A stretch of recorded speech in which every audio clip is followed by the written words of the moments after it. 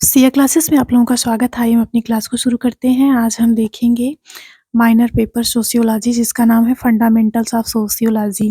ये पेपर आप लोगों का 12 जनवरी को हुआ था। तो आज की क्लास में हम इसका सॉल्व पेपर देखेंगे। एमएस सेकंड सेमेस्टर एग्जामिनेशन 2023 यहाँ पे 24 होना चाहिए। मेरे पास जो सीरीज़ है वो डी सीरीज़ है। ये सब्जेक्ट आपका सोशियोलॉजी है। Paper third fundamentals of sociology ये पेपर का नाम है और ये पेपर आपका माइनर है। और मेरे पास जो सीरीज़ है वो डी है। जिन बच्चों का डी होगा वो अपना मिलान कर लेंगे। चलिए हम डायरेक्ट क्वेश्चन पर और आंसर पे आते हैं। पहला प्रश्न है, जब संतान को पिता का नाम विरासत में मिलता है तो वह परिवार कहलाता है। ऑप्शन 2 आपका सही है, पितृवंशी है। अगला प्रश्न है, किसी की पत्नी का भाई उसका खालिस्तान होता है। ऑप्शन आपका इसमें सही होगा, ऑप्शन 4 आपका सही होगा, द्वितीयक परिजन होता है। अगला प्रश्न है, बाल विवाह अधिनियम में खालिस्तान वर्ष में संशोधन किया गया जिससे लड़कियों के लिए विवाह की न्यूनतम आयु 15 से बढ़ा करके 18 वर्ष कर दी गई। तो ऑप्शन 2 आपका सही है, 1976। अगला प्रश्न है आपका, निम्नलिखित में से किसका प्रयोग एक वर्ण के अनेक उपविभागों के अर्थ में किया जाता है। तो इसमें सही उत्तर आपका 3 होगा, गोत्र। अगला प्रश्न है, मार्क के अनुसार शोषणकारी उत्पादन प्रणाली के विभिन्न रूप खालिस्तान रहे हैं। तो इसमें आपका थर्ड ऑप्शन सही होगा, गुलामी, पूंजीपति और पूंजीवाद। अगला प्रश्न है, किसने कहा मनुष्य एक सामाजिक प्राणी है। ऑप्शन ए आपका सही होगा, अरस्तू ने कहा था कि मनुष्य एक सामाजिक प्राणी है। अगला प्रश्न है, योजना बनाने का भारतीय दृष्टिकोण कैसा है। तो ये आपका लोकतांत्रिक है। अगला प्रश्न है, परिवार को इस प्रकार परिभाषित किसने किया है। परिवार विवाह, रक्त या गोद लेने के संबंधों से एकजुट व्यक्तियों का एक समूह है। एकल परिवार का गठन करता है। पति और पत्नी, माता और पिता, भाई और बहन की अपनी अपनी सामाजिक भूमिका में एक दूसरे के साथ बातचीत और संवाद करना एक साझी संस्कृति का निर्माण है। तो ये परिभाषा किसकी है, E.W. बर्गेस और H.J. लॉक की है। इसलिए तीसरा ऑप्शन आपका सही हो जाएगा। अगला प्रश्न है, समाजशास्त्र एक है तो समाजशास्त्र क्या है, एक सामाजिक विज्ञान है। पहला ऑप्शन आपका सही हो जाएगा। अगला प्रश्न है, वह समय था जब नए आविष्कारों के परिणाम स्वरूप कृषि उत्पादन में उल्लेखनीय वृद्धि हुई थी। तो वो समय था हरित क्रांति का। ऑप्शन ए आपका सही हो जाएगा। अगला प्रश्न देखेंगे, निम्नलिखित में से कौन सा वर्ग शहरी क्षेत्र में देखा जा सकता है। निम्नलिखित में से कौन सा वर्ग शहरी क्षेत्रों में देखा जा सकता है। तो इसमें आपका उपरोक्त सभी होगा। मध्यम वर्ग भी होता है, निम्न होता है, उच्च वर्ग भी होता है। तो उपरोक्त सभी, थर्ड ऑप्शन आपका सही होगा। अगला प्रश्न है, समाजशास्त्र क्या है। दूसरा ऑप्शन आपका सही होगा, मानव समाज और सामाजिक व्यवहार का वैज्ञानिक अध्ययन है। अगला प्रश्न है, समाजशास्त्र का क्षेत्र क्या है। तीसरा ऑप्शन आपका सही है, सामाजिक संस्थानों, सामाजिक परिवर्तन, संस्कृति का अध्ययन है। तीसरा ऑप्शन आपका सही हो जाएगा। अगला प्रश्न है, समाज में समुदाय शब्द का क्या अर्थ है। तो समाज में समुदाय शब्द का अर्थ होता है व्यक्तियों का एक समूह जो एक समान संस्कृति साझा करते हैं, उसको हम समुदाय कहते हैं। तो इसलिए एक ऑप्शन या वन ऑप्शन आपका सही हो जाएगा। अगला प्रश्न है, निम्नलिखित में से कौन सा एक सामाजिक संस्था का उदाहरण है। तो इसमें जो आपका सही उत्तर होगा, दो ऑप्शन आपका सही होगा। एक परिवार सामाजिक संस्था का उदाहरण है। अगला है, समाज शास्त्र शब्द में लोगस का अर्थ क्या है। लोगास का अर्थ क्या है। तो पहला ऑप्शन आपका सही होगा, विज्ञान या अध्ययन है। अगला प्रश्न है, समाज का प्रमुख लक्षण क्या है। तो इसमें सही उत्तर होगा, साझा संस्कृति, मान्यताएं और आपसी बातचीत। ऑप्शन 2 आपका सही होगा। अगला प्रश्न है, समुदाय शब्द आमतौर पर किस पर आधारित होता है। इसमें जो आपका सही उत्तर होगा वो आपका चौथा ऑप्शन सही होगा, साझा संस्कृति पहचान पर आधारित होता है। अगला प्रश्न है, व्यक्तियों द्वारा अपने समाज के मूल्य, विश्वास और मान्यताओं को सीखने और अंतर्निहित करने की प्रक्रिया क्या कहलाती है। तो ये आपकी सामाजिकरण कहलाती है। तीसरा ऑप्शन आपका सही होगा, निम्नलिखित में से कौन सामाजिकरण का एक ऐसा प्रतिष्ठान नहीं है। तो इसमें जो है परिवार भी है, स्कूल भी है, दोस्त भी है, लेकिन टेलीविज़न आपका नहीं है। तीसरा ऑप्शन आपका सही हो जाएगा क्योंकि उसने नहीं पूछा है। अगला प्रश्न है सामाजिक संरचना का सबसे महत्वपूर्ण घटक कौन-सा है? इसमें जो आपका सही उत्तर होगा ये तीसरा आपका सही होगा। सामाजिक संस्थाएँ क्या होती हैं? सामाजिक संरचना का सबसे महत्वपूर्ण घटक होती हैं। अगला प्रश्न है सामाजिकरण का सबसे महत्वपूर्ण चरण कौन-सा है? तो इसमें पहला ऑप्शन आपका सही होगा, प्राथमिक चरण सबसे महत्वपूर्ण होता है समाजीकरण का। अगला प्रश्न है समाजीकरण का सबसे महत्वपूर्ण कारक कौन-सा है? तो सबसे महत्वपूर्ण कारक आपका परिवार होता है। अगला प्रश्न है समाजीकरण क्यों महत्वपूर्ण होता है? तो इसमें जो आपका सही उत्तर होगा, थर्ड उत्तर आपका सही होगा, तीसरा उत्तर ए 1 और 2 या फिर 1 और 2 दोनों। क्यों महत्वपूर्ण होता है समाजीकरण? व्यक्ति को समाज का सदस्य बनाने में मदद करने के लिए, व्यक्ति को समाज के मूल्यों, मानदंडों और व्यवहारों को सीखने में मदद करने के लिए समाजीकरण महत्वपूर्ण होता है, इसलिए तीसरा ऑप्शन आपका सही हो जाएगा। अगला प्रश्न है सामाजीकरण संरचना क्या होती है? तो इसमें आपका सही उत्तर होगा एक समुदाय की संगठन और व्यक्तिगत संरचना होती है। तीसरा उत्तर आपका सही हो जाएगा। सामाजीकरण प्रणाली क्या होती है? अगला प्रश्न है तो समाजीकरण की जो प्रणाली होती है, तीसरा ऑप्शन आपका सही होगा व्यक्तिगत और सामाजिक संरचना का संगठित तंतु होती है। तो तीसरा ऑप्शन आपका सही हो जाएगा।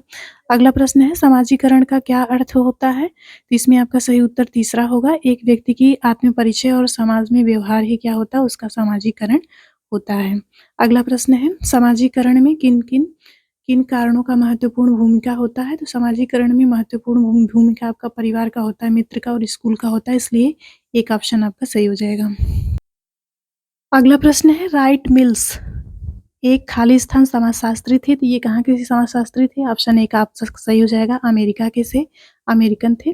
किस चरण में व्यक्ति का मुख्य समाजीकरण होता है? तो जो मुख्य समाजीकरण होता है, प्रारंभ तो बचपनावस्था में होता है, लेकिन मुख्य रूप से किसमें होता है? तो दो ऑप्शन आपका सही हो जाएगा, युवावस्था में होता है। समाजीकरण क्या प्रक्रिया है?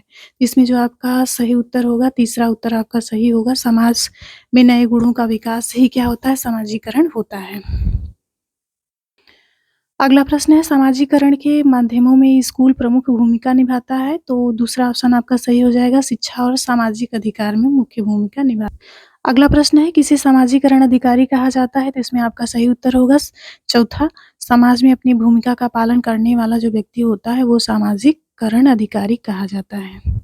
अगला प्रश्न है समाजीकरण का मुख्य उद्देश्य क्या होता है? तो इसमें तीसरा उत्तर आपका सही होगा, समाज में व्यक्तिगत और सामाजिक सद्गुणों का विकास ही क्या होता है? समाजीकरण का मुख्य उद्देश्य होता है।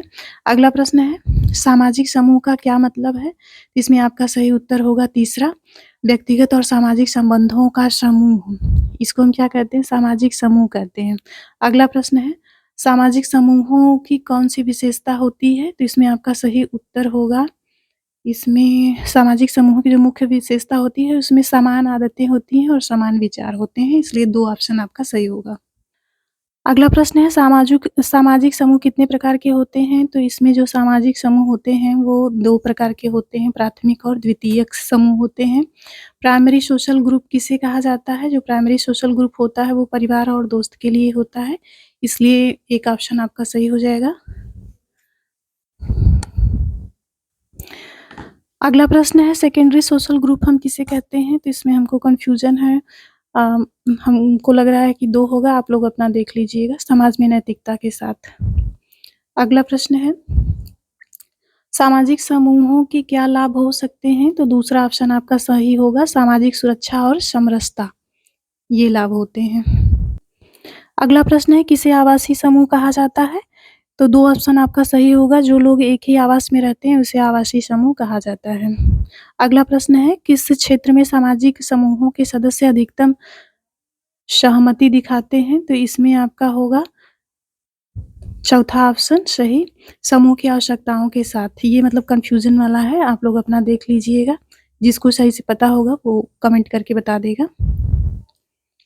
सामाजिक समूहों के उद्देश्य क्या हो सकते हैं? तो सामाजिक समूहों के उद्देश्य उपरोक्त सभी हो सकते हैं, 4 ऑप्शन आपका सही होगा। एक व्यक्ति की व्यक्तिगतता को बढ़ावा देना, समृद्धि और व्यक्तिगत स्वतंत्रता प्रदान करना, समाज में समरसता और सहमति, ये सभी क्या होते हैं? सामाजिक समूहों के उद्देश्य हो सकते हैं। अगला प्रश्न है समाज में समाज में सामाजिक समूह का क्या महत्व है? तो इसमें दूसरा ऑप्शन आपका सही होगा। समाज की एकात्मकता और सामाजिक संरचना का साथ। दूसरा ऑप्शन आपका सही होगा। अगला प्रश्न है, परिवार का अर्थ है, इसमें एक ऑप्शन आपका सही होगा, एक पति, पत्नी और बच्चे। अगला प्रश्न है, परिवार के रूपों में शामिल है, तो एकल परिवार भी होता है, संयुक्त परिवार भी होता है, विस्तारित परिवार भी होता है, इसलिए 4 ऑप्शन आपका सही होगा, चौथा ऑप्शन आपका सही होगा, उपरोक्त सभी।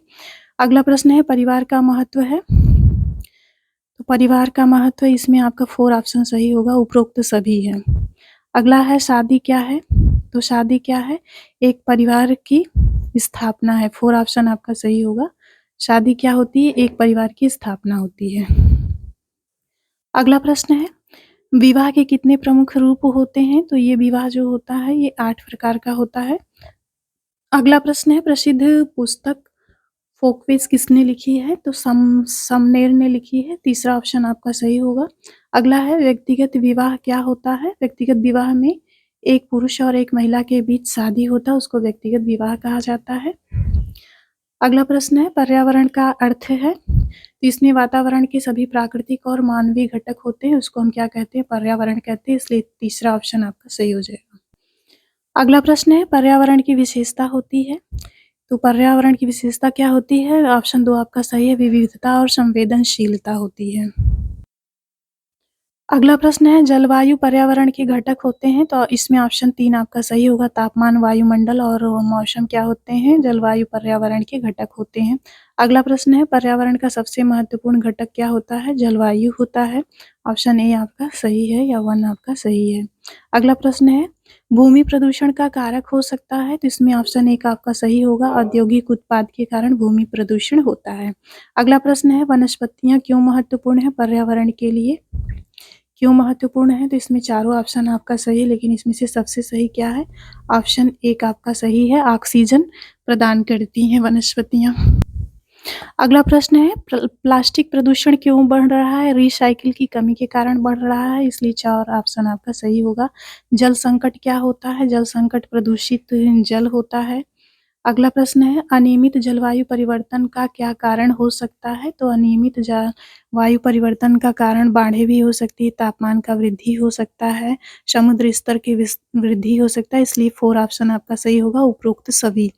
अगला प्रश्न है, निम्नलिखित में से कौन सा पर्यावरण आंदोलन का उदाहरण नहीं है? तो ये चिपको आंदोलन भी है, सरदार सरोवर भी है, नर्मदा बचाओ भी है, केवल हरित क्रांति। तीसरा ऑप्शन सही है आपका, ये वाला नहीं, हरित क्रांति नहीं है। अगला प्रश्न है, ग्रीन हाउस प्रभाव मुख्यतः पृथ्वी के वायुमंडल में किस गैस की वृद्धि के कारण होता है? तो तीसरा ऑप्शन आपका सही होगा, कार्बन डाइऑक्साइड की वृद्धि के कारण होता है। अगला प्रश्न है, जल की कमी का सामाजिक जीवन पर क्या प्रभाव पड़ता है? तो इसमें जो आपका सही उत्तर होगा, ये तीसरा उत्तर आपका सही होगा, तीसरा ऑप्शन, जल संसाधनों पर संघर्ष और स्वच्छता तक पहुंच में कमी हो जाती है। अगला प्रश्न है, पर्यावरण अनुकूलन प्रौद्योगिकी का प्राथमिक लक्ष्य क्या होता है? तो इसमें जो आपका सही उत्तर होगा, दूसरा ऑप्शन आपका सही होगा, पर्यावरण प्रभाव को कम करना। अगला प्रश्न है, ग्लोबल वार्मिंग का प्राथमिक कारण निम्नलिखित में से कौन-सा है? तो इसमें जो प्राथमिक, ये सभी कारण हैं, लेकिन इसमें से सबसे प्राथमिक कारण आपका पहला है, ग्रीन हाउस गैस उत्सर्जन में वृद्धि। अगला प्रश्न है, अम्लीय वर्षा के निर्माण के लिए मुख्य रूप से कौन-सी गैस उत्तरदायी है? तो इसमें आपका तीसरा ऑप्शन सही होगा, सल्फर डाइऑक्साइड और नाइट्रोजन। अगला प्रश्न है, निम्नलिखित में से कौन सतत विकास के 3 स्तंभों में से एक नहीं है? तो आर्थिक स्थिरता भी है, सामाजिक स्थिरता भी है, पर्यावरण स्थिरता भी है, केवल तकनीकी स्थिरता नहीं है, इसलिए 4 ऑप्शन आपका सही हो जाएगा।